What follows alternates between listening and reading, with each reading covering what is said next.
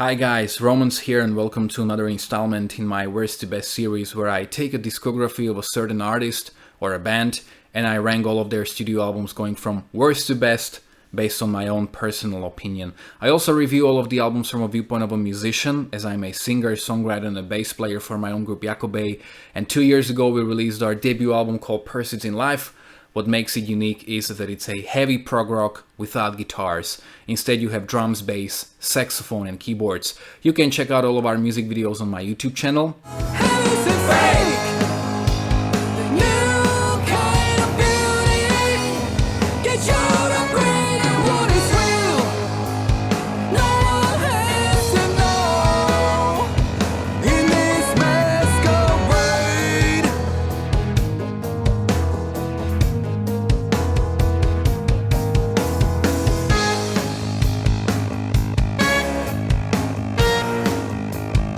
And in the description of all these videos you will find all the information about where is the record available. It's available on all digital platforms like Spotify, Tidal, Deezer, iTunes, Amazon, Bandcamp, but also in this digipack version of a CD with a very beautifully illustrated 20 pages long booklet. So in case you want one, all you need to do is contact me via an email, on Facebook or on Instagram, or you can get one through Bandcamp. And today I'm going to rank all of the studio albums from him.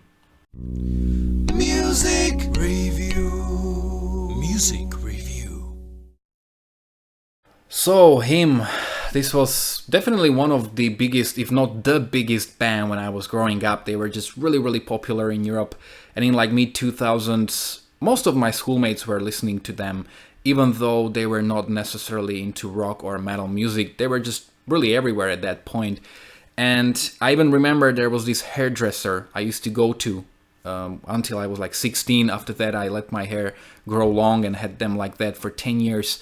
But until I was like 16 I had my hair cut at a hairdresser who was a huge fan of him. She had this like a watch or clock about the door and it had Ville Valo's pictures inside. And she even had a few photos with him from the gigs. And that was one of the best topics to discuss with her when I went to her. You know, we just talked about him records or whatever. And even when some of my schoolmates went to her, they were like, I was there and we talked about the new album from him. So it was really cool. Also their logo, the heartagram, which is their own version of pentagram, it was very, and is still very popular. Like my wife in her parents' house, on the door to her room, she has this big logo painted on the door. She even has the heartagram tattooed on both of her feet. That's not necessarily because she was a him fan, but because she was a huge fan of the logo. Also, there were many rumors about the band that I heard from my schoolmates. They either read it in some magazine or they just made it up. But these were like mid 2000s, so it wasn't that easy to verify any information on the internet at that point. So we were left to believe whatever they told us. Also, one of my most favorite habits started in 2004. Basically, when I wake up, one of the first things I do is turn on the music. And this started in 2004. There were 2 compilations I had on MP3. And basically, every morning when I woke up, I turned on the computer and I played either the Crossroads from Bon Jovi or And Love Said No from him while my mom was getting ready for work and while I was getting ready for school. And I was just listening to it a lot. Also, I try to do these worst to best videos mostly about artists who ended their career or where there's a chance that, they won't really release too many records. But, ideally the band is like over. And him released their final studio album in 2013 and they broke up in 2017 when they had a farewell tour. And with Ville Valo releasing an EP earlier this year under his name, I guess that if we ever get any him-like new music is gonna be from him, like from Ville Valo, not from him as the band. Also, Ville Valo, who was the lead singer and the lead songwriter of him, is like super young. He's like 43 years old and he's got more than 20 years of him behind him. So I think that there is a chance they will get back together, but as of now it doesn't really look like that. Also, he's a great singer and there is this one thing that he always does in almost every track. And we always made fun of it, like, love's the funeral heart. Like, It's so funny. Of course, it's kind of like his thing, and I think he just wanted to have some kind of a signature move or whatever. But, you know, we used to make a lot of fun from that, apart from the fact that he's actually a fantastic singer. Okay, so without further ado, him released 8 studio albums, and we're gonna rank them from worst to best. Even though, before we start, I just have to say, him haven't released any bad albums. Like, all of these albums are really good, so this list should be called from very good to excellent. Let's start. Number 8, Greatest Love Songs Volume 666 from 1997. So this is their debut album, it's also their rawest and probably their least accessible album. And even though it's generally a pretty good album, it just never really clicked with me. I remember listening to it back at high school, I wasn't much into it, and now when I revisited all of their albums prior to making this album, I still wasn't too much of a fan, even though I can appreciate it to a certain degree. Your Sweet 666 is a great early hymn song.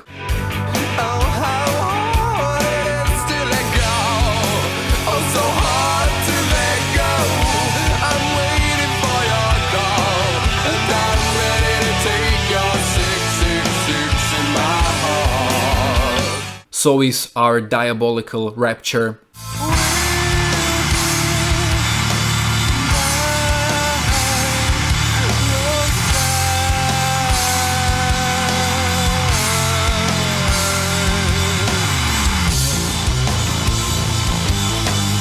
It's All Tears has a cool bass singing in the chorus, which is not really that common.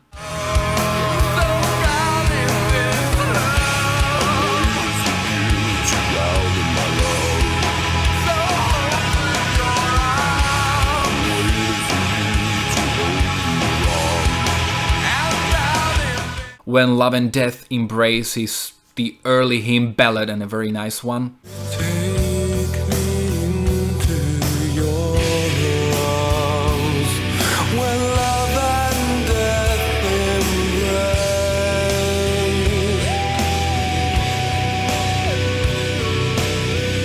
There are also 2 covers, Wicked Games, which is in my opinion much superior to the original version, and is also one of their best known songs. And I've never dreamed that I'd meet somebody like you.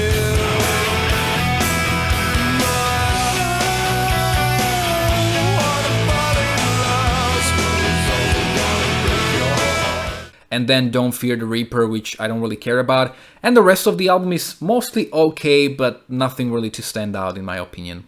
Number 7, Deep Shadows and Brilliant Highlights from 2001.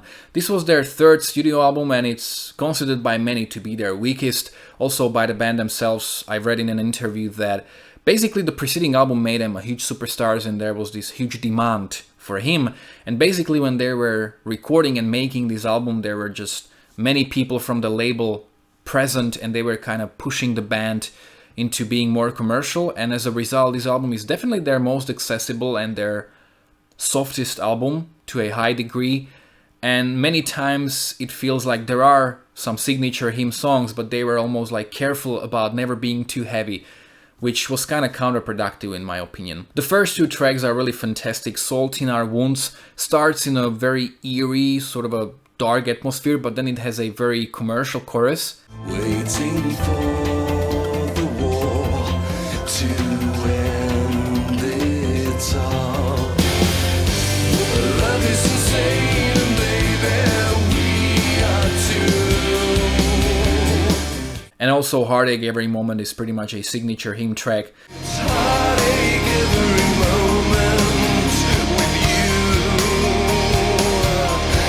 Deeper into heavenly suffering, our fragile souls are falling. I remember listening to this record on my Discman and, you know, I kind of liked most of the tracks. Lose You Tonight is a potential hit. Please stay.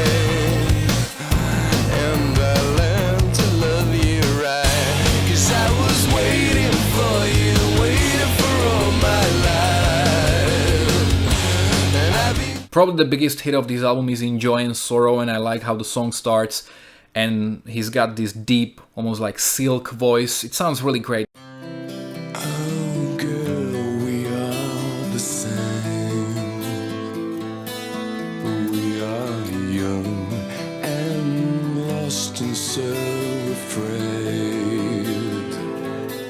There's a nice ballad, Close to the Flame.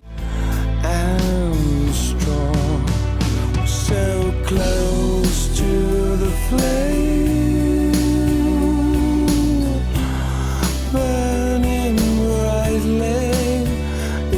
Don't Close Your Heart sticks out a little bit because of the keyboards in the chorus that make it almost like 80s like. Baby, just don't close your heart. Baby, just don't close your heart. And the remaining tracks are mostly forgettable, but it's still a pretty enjoyable album, honestly. Number 6, Tears on Tape from 2013. This is as of now their latest studio album, and it can be seen as a return to their roots because after the preceding 3 pretty experimental albums where they kind of took a different approach and different direction with each of these records, this was the first time in 9 years that Him sounded like him. It's usually not too appreciated, which is I think kind of a shame because I think that this is a really very good album. All the Lips Go Blue is a cool song that has all Him trademarks. I weep for the dream in a grave, the one that made our lips go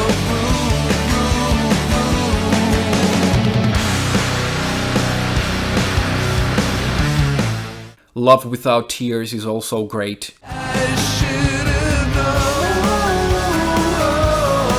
all along that love without tears, just a story told to keep us hanging on. I Will Be the End of You has a great chorus. Love screaming, I will be the end of you, and I'm pleading, don't you stop now, go on and tear me apart. Then the title track, Tears on Tape, pretty much continues that Him nostalgia, but in the best way possible.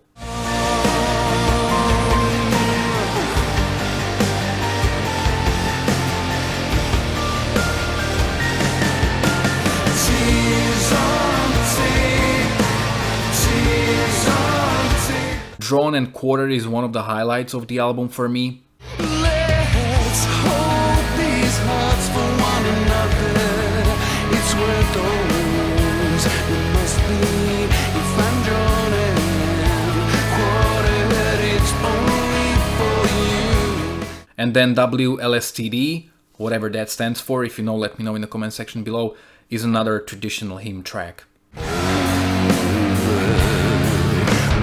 love starts to die, it begins with a kiss.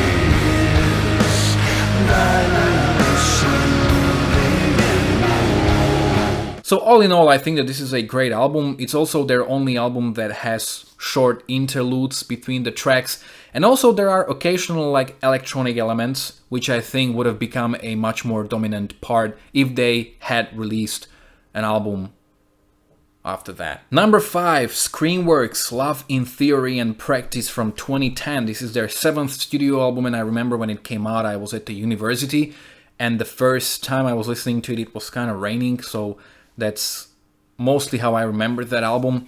And there are 2 things that will immediately stand out upon the first listening, especially when you're already familiar with him.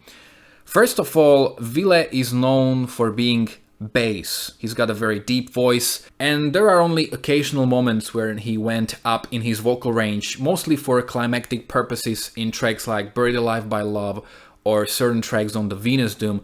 But on this album he kind of utilizes his higher range and his higher screams in pretty much every song for those climactic purposes. And the second thing is the overall bright feeling of the album. This is definitely their most accessible album, maybe with the exception of Deep Shadows and Brilliant Highlights, and also their brightest album. So these 2 things might have alienated fans to a certain degree, but you know, when I come to think of it, I actually like that they tried something new, and for the most part it really works. A very good example of this is the first track in Verane Veritas, which is very poppy, and I really like that climax towards the end where he reaches his high notes. There are wounds that are not meant to heal at all.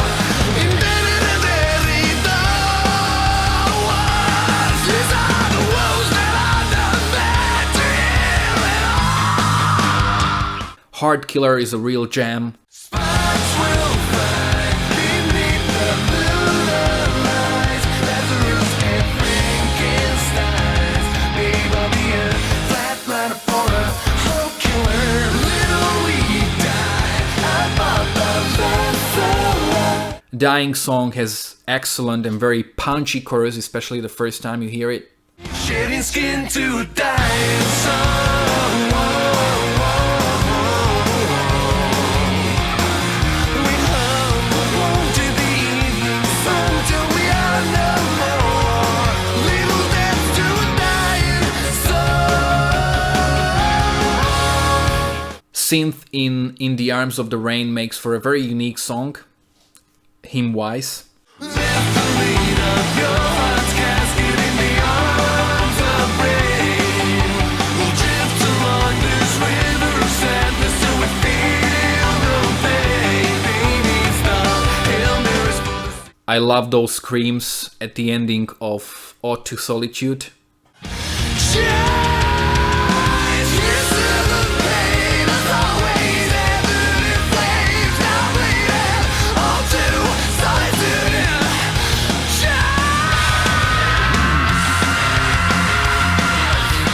Then there's a more artistic acoustic funeral. The acoustic funeral of the love in limbo. We're dancing with tags and our toes. I saved my last breath for your window. And the final track, The Foreboding Sense of Impending Happiness, is definitely their most experimental piece to date.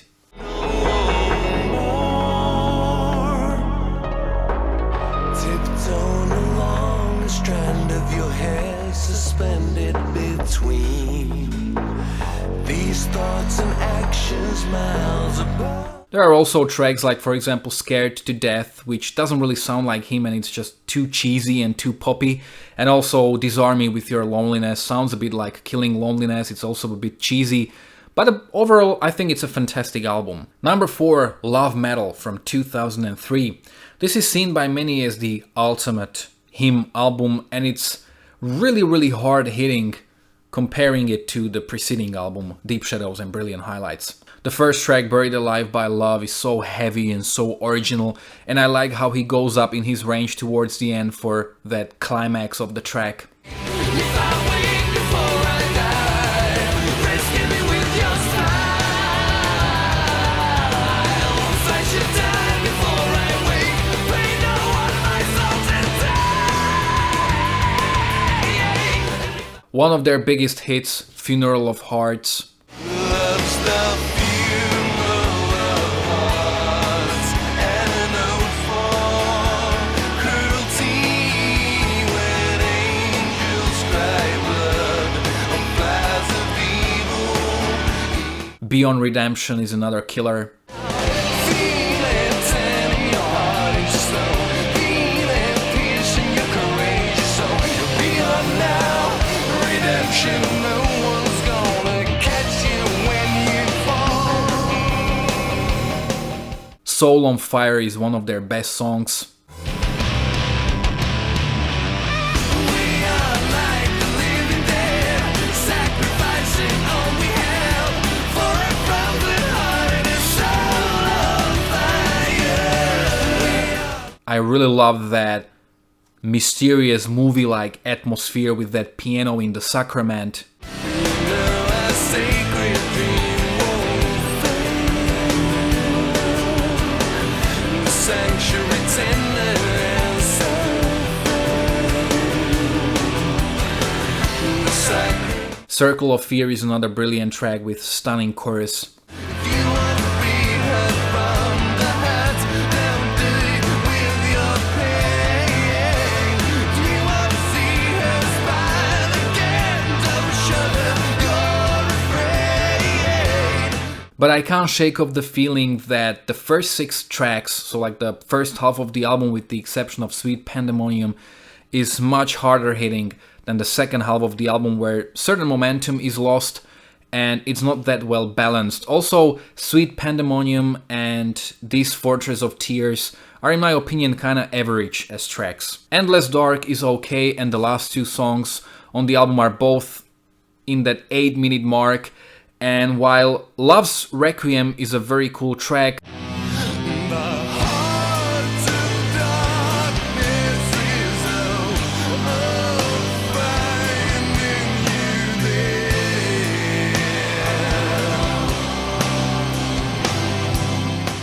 I think the path is a bit less memorable. Before I reveal my top 3 picks, I would just like to say that these videos, Worst to Best series, which is basically my watched series apart from my music videos and so on, they are really very difficult to make. They take a lot of time, a lot of preparation, a lot of editing, and because I include the audio samples, I will never be able to make any money out of these videos. So the best way and the only way how you can support me is by buying my album Pursuits in Life. At this point, it's the only album I've released. There are hopefully more to come. Of course, there are other ways to subscribe, to share the video, to like it. I will mention that at the end. But buying my album, that's basically the best way you can support me. Okay, so we have top 3 albums left, and they are basically interchangeable. They're both at the same level, but I had to order them in some way. So at number 3, I have Venus Doom from 2007. This is seen by many as their best album. Even Ville considers it to be his favorite hymn record. And it's definitely their darkest, their heaviest album, and it's almost in that doom metal territory. They took a lot of inspiration from Black Sabbath or Typo Negative, and it's probably their least accessible album, maybe with the exception of the debut. The opening title track, Venus Doom, is really great, and surprisingly verses have a more memorable melody than the chorus. Breathe all your hearts out and she'll write them through. In tragic, ecstatic agony. And also there's this really cool doomy part in the middle. Don't lose yourself in the suffering yet. Hold on. Love in Cold Blood is like a more artistic version of him, and I really love it, especially that final chorus with those screams. It sounds really awesome. Love in cold blood.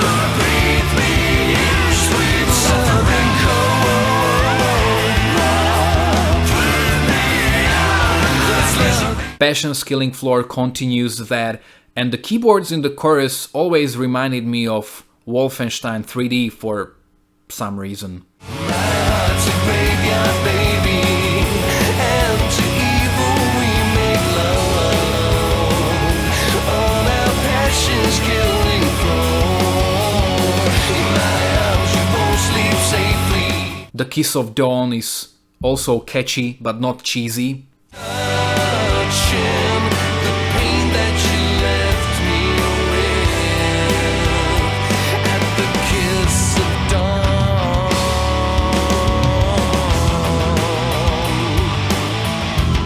Sleepwalking Past Hope is this 10 minutes long opus, and I really love again that mysterious movie-like atmosphere with that piano, and it's really a fantastic track. In our hearts, love keeps we talking to despair and goes on sleepwalking past hope. Dead Lover's Lane is a very dramatic song. Again, I like that final chorus with the higher vocal. Lose yourself alone in the dark and suck the blood right out of my heart. Song and Suicide is a beautiful acoustic piece. I just kind of wish it was longer because it's just something over a 1 minute. Sorrow rebuild me as I step out of the lights. Misery strengthen me as I say. Bleed Well is probably the catchiest song on the album. Bleed well, the heart you're about to feel. For reasons insane, you'll tell. Baby, we're bleeding well.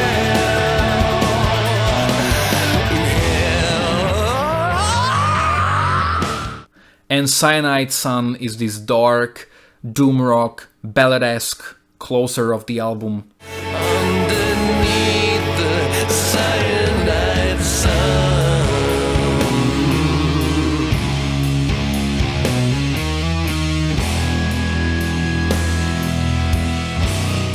So this is pretty much a perfect album from start to finish, and I have no complaints, it's really great. Number 2, Dark Light from 2005. This is, in my opinion, their strongest material, like every song is just perfect. And I remember how I got the CD, I think it was Christmas 2005, and I got it from my cousin who was also a big Him fan. And she bought this CD for me, and when I took the booklet, the material, the smell, the feel, it's a very winter-like album for me. So Vampire Heart is super catchy, and especially those riffs after the second chorus make it even more amazing.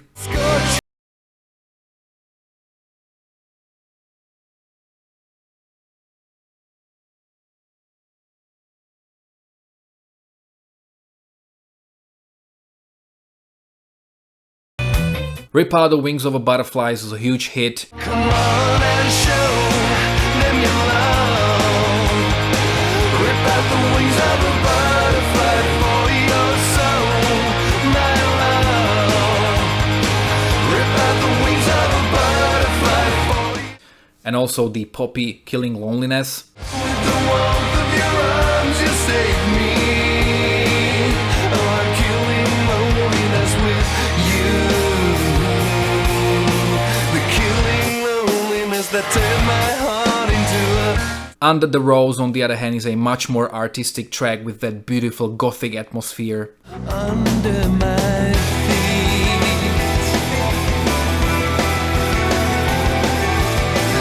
And so I drown with the sun. I've been burning in water and drowning. Dark Light has movie-like atmosphere and a beautiful chorus. Dark light, come shining where lost heart tonight. And blind Behind the Crimson Door is another fantastic track. behind the crimson door, while the winter sings, your love will be the death of me. Your love will be. Face of God is like a dark pop rock song. I dream what you're dreaming and feel what you're feeling. Love's a shadow on the wall with the face of Drunk on Shadows is probably my favorite Him song, and that chorus is just out of this world. I totally love it. killing ourselves a kiss at a time. The devil stares while angels smile. Play That is absolutely beautiful. I played it to hide my heart till the world. And the final track in The Night Side of Eden is another catchy song, but what I find very interesting about this song in particular is like last 30 seconds that end the album on a very dark and sinister tone.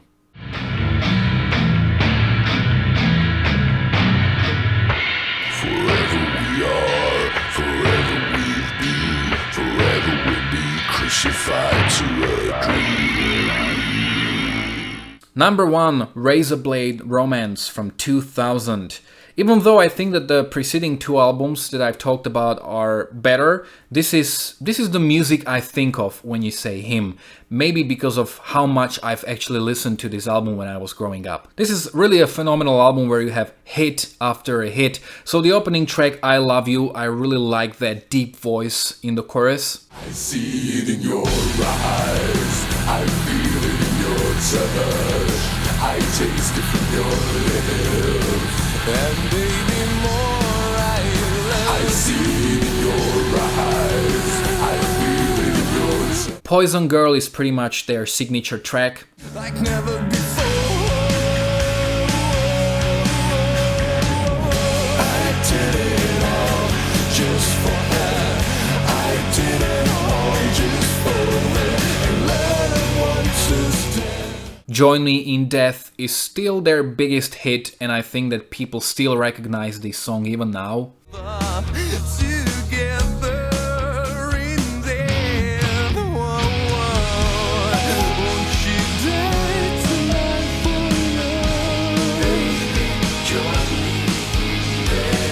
Right Here in My Arms is another iconic rock song for me, just because of how much I've listened to these tracks. And her heart is weeping. This happiness is killing her. It's crushing. She'll be right here in my arms, so in love. Gone with the Sin is like a gothic pop song. Oh, my baby, how beautiful you are. Oh, my darling. The title track has a totally different chorus that creates a contrast to everything we could hear so far, and also the fact that we have to wait for the chorus makes it even better, because if you have like a verse, then you expect the chorus, but no, a verse goes again, and only then, like halfway through the song, you hear the chorus for the first time, which is really great.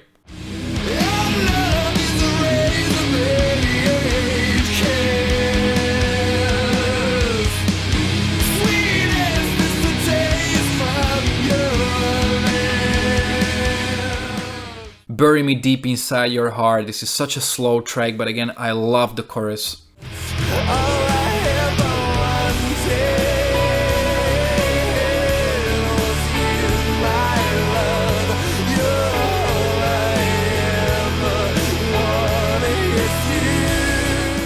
Heaven Tonight is another great song. Oh my God, you're so empty.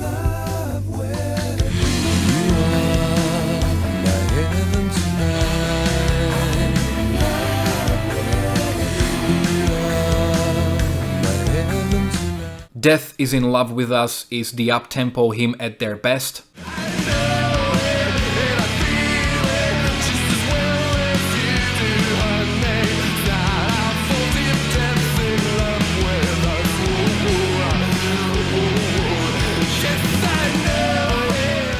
Resurrection is also a great song.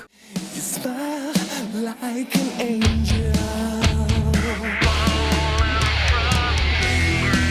We've been slaves to this love from the moments we turn. Probably the only criticism I can draw is the final track, One Last Time, which is quite weak compared to everything that came before it. But yeah, I really love this album. So there you have it. In the comment section below, you can let me know whether you agreed or disagreed with me.